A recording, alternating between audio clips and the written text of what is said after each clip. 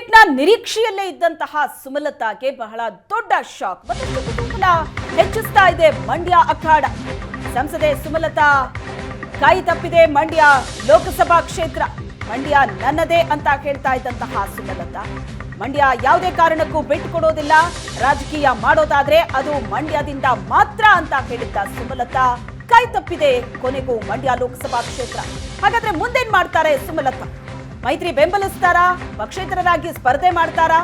Ticket miss ಆದ್ರೂ ಕೂಡ ರಾಜಕೀಯ ನಡೆಯನ್ನ ಇನ್ನೂ ಕೂಡ ನಿರ್ಧರಿಸಿಲ್ಲ ಸುಮಲತಾ. ಪಕ್ಷೇತರ ಸ್ಪರ್ಧೆ ಮೂಲಕ ಸೆಟ್ಟು ಹೊಡೆಯೋದಕ್ಕೂ ಕೂಡ ಸುಮಲತಾ ಚಿಂತನೆ ನಡೆಸ್ತಾ ಇದ್ದಾರಂತೆ. ಆದ್ರೆ ಈ ಬಾರಿ ಪಕ್ಷೇತರ ಸ್ಪರ್ಧೆ ಅಷ್ಟು ಸುಲಭ ಅಲ್ಲ ಅನ್ನೋ ಲೆಕ್ಕಾಚಾರ ಕೂಡ ಇದೆ. ಹಾಗಾಗಿ ಸೋಲಾಗ್ಲಿ ಗೆಲುವಾಗ್ಲಿ ಯಾವುದನ್ನು ಕೂಡ ಲೆಕ್ಕಿಸದೆ ಸ್ಪರ್ಧೆಯಲ್ಲಿರಿ ಅಂತ ಸುಮಲತಾ ಅವರ ಆಪ್ತರು ಕೂಡ ಸಲಹೆ ಕೊಟ್ಟಿದ್ದಾರಂತೆ. ಮಂಡ್ಯದಲ್ಲಿ ಮಂಗಳವಾರ ಅಥವಾ ಬುಧವಾರ ಸುಮಲತಾ ಸಭೆ ಕರೆದಿದ್ದಾರೆ. ಬೆಂಬಲಿಗರ ಜೊತೆ ಚರ್ಚೆ ನಡೆಸಲಿದ್ದಾರೆ, ಅವರ ಅಭಿಪ್ರಾಯವನ್ನ ಪಡೆಯಲಿದ್ದಾರೆ. ಆ ನಂತರ ತನ್ನ ನಿರ್ಧಾರ ಏನು ಅನ್ನೋದನ್ನ ಪ್ರಕಟಿಸ್ತಾರಂತೆ. ಚುನಾವಣೆಯಲ್ಲಿ ಹಿನ್ನಡೆಯಾದ್ರೆ ರಾಜಕೀಯ ಭವಿಷ್ಯವೇ ಏರುಪೇರಾಗುವಂತಹ ಸಾಧ್ಯತೆ ಇದ್ದು ತೀವ್ರ ಕುತೂಹಲ ಕೆರಳಿಸ್ತಾ ಇದೆ ಸುಮಲತಾ ಅವರ ರಾಜಕೀಯ ನಡೆ.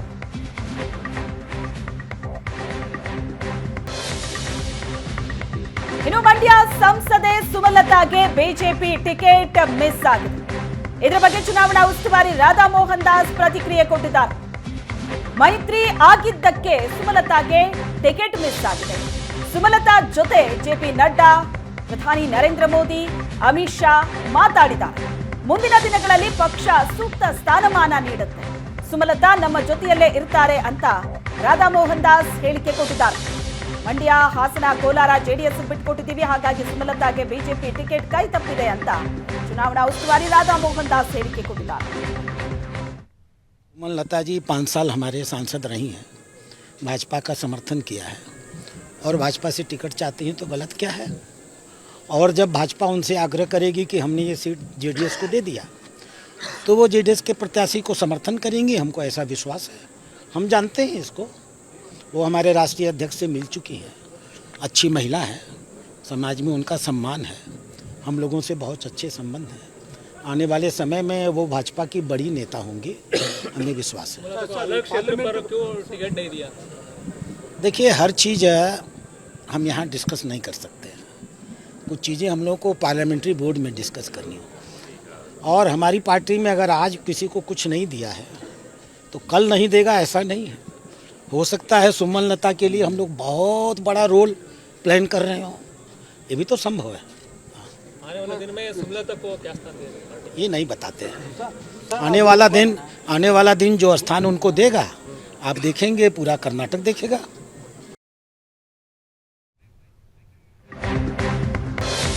ಸುಮಲತಾಗೆ ಮಿಸ್ ಆಯಿತು ಮಂಡ್ಯ ಲೋಕಸಭಾ ಟಿಕೆಟ್. ಕಲಬುರಗಿಯಲ್ಲಿ ಈ ಬಗ್ಗೆ ವಿಪಕ್ಷ ನಾಯಕ ಆರ್ ಅಶೋಕ್ ಹೇಳಿಕೆ ಕೊಟ್ಟಿದ್ದಾರೆ. ಸುಮಲತಾ ಜೊತೆ ಬಿಜೆಪಿ ವರಿಷ್ಠರು ಚರ್ಚೆ ಮಾಡಿದ್ದಾರೆ. ಎನ್ಡಿಎ ಮೈತ್ರಿಕೂಟ ಜೆಡಿಎಸ್ಗೆ ಮಂಡ್ಯ ಬಿಟ್ಕೊಟ್ಟಿದ್ದೀವಿ, ಸುಮಲತಾ ಜೊತೆ ಮಾತಾಡಿ ವರಿಷ್ಠರು ಮನವೊಲಿಸ್ತಾರೆ, ಸುಮಲತಾಗೆ ಒಳ್ಳೆ ಭವಿಷ್ಯ ಇದೆ ಅಂತ ಆರ್ ಅಶೋಕ್ ಹೇಳಿದ್ದಾರೆ.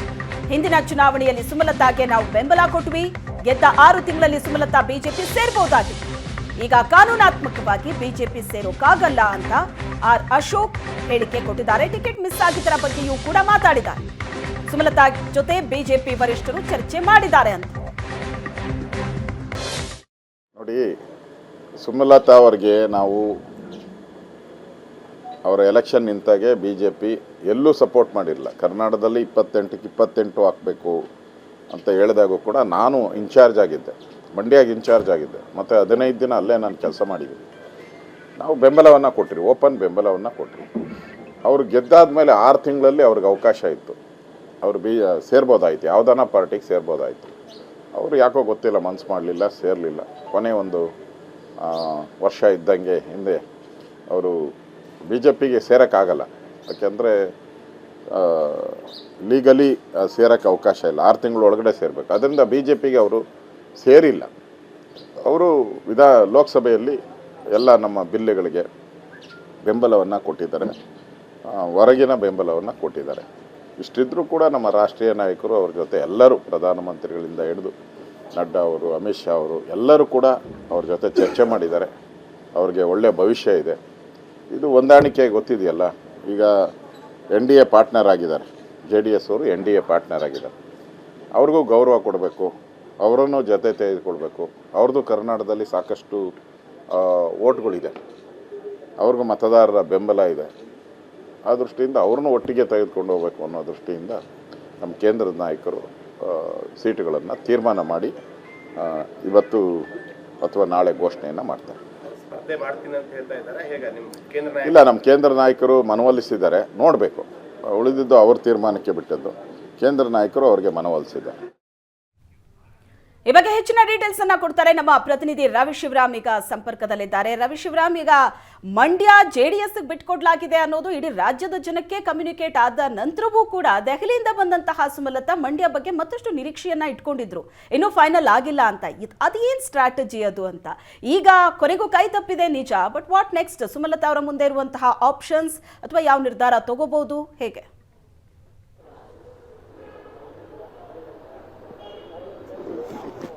ಶ್ವೇತಾ, ಯಾವುದೇ ರಾಜಕಾರಣಿ ಆಗಿದ್ರೂ ಕೂಡ ಕೊನೆಯ ಕ್ಷಣದವರೆಗೂ ತಾನು ಅವಕಾಶಗಳು ಸಿಗೋದಿಲ್ಲ ಅಥವಾ ತಾನು ಕಣದಿಂದ ಹಿಂದೆ ಸರಿತೀನಿ, ಈ ರೀತಿಯ ವಿಚಾರಗಳನ್ನು ನೇರವಾಗಿ ಸಾರ್ವಜನಿಕರಿಗೆ ತಿಳಿಸೋದಕ್ಕೆ ಇಷ್ಟಪಡೋದಿಲ್ಲ. ಸುಮಲತಾ ಅವರು ಕೂಡ ಅದೇ ಕೆಲಸವನ್ನ ಮಾಡಿದ್ದಾರೆ ಅಂತ ಅನ್ಸುತ್ತೆ. ಈ ಹಿಂದೆ ಕೂಡ ಮಂಡ್ಯವನ್ನ JDSಗೆ ಬಿಟ್ಕೊಡ್ತಾರೆ ಎನ್ನುವಂಥ ಚರ್ಚೆ ಬಹಳ ಜೋರಾಗಿ ಆಗಿದ್ವು.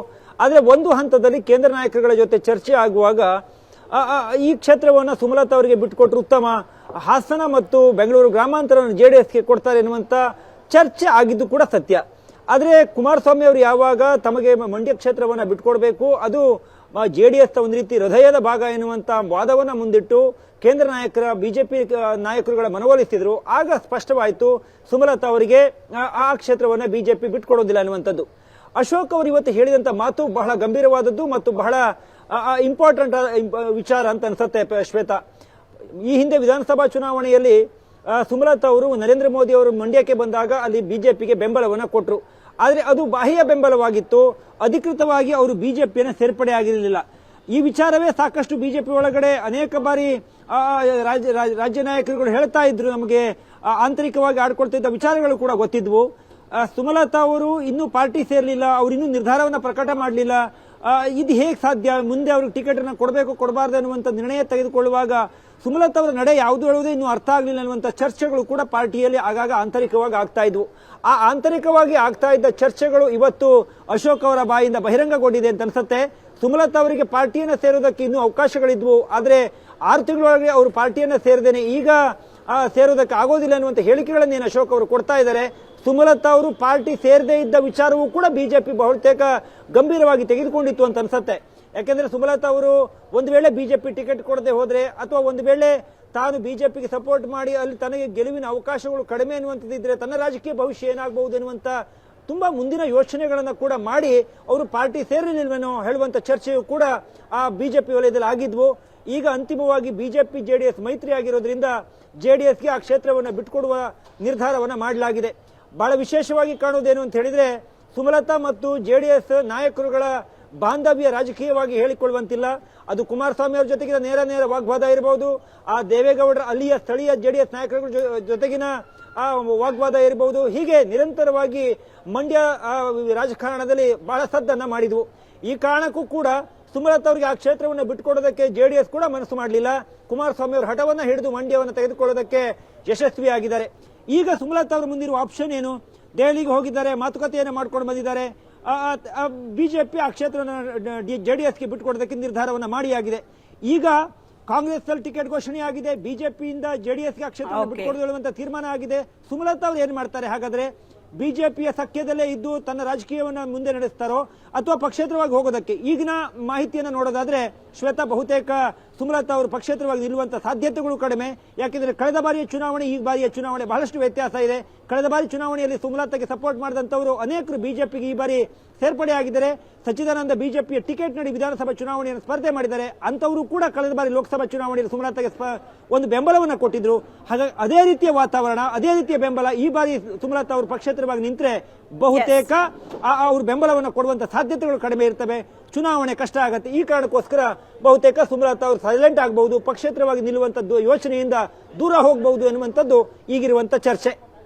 S, thank you Ravi Shivaram ನಿಮ್ಮೆಲ್ಲ ಡೀಟೇಲ್ಸ್ಗೆ.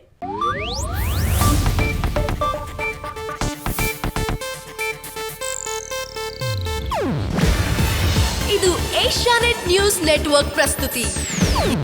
ನೀವು ನೋಡ್ತಿದ್ದೀರಾ ಏಷ್ಯಾನೆಟ್ ಸುವರ್ಣ ನ್ಯೂಸ್.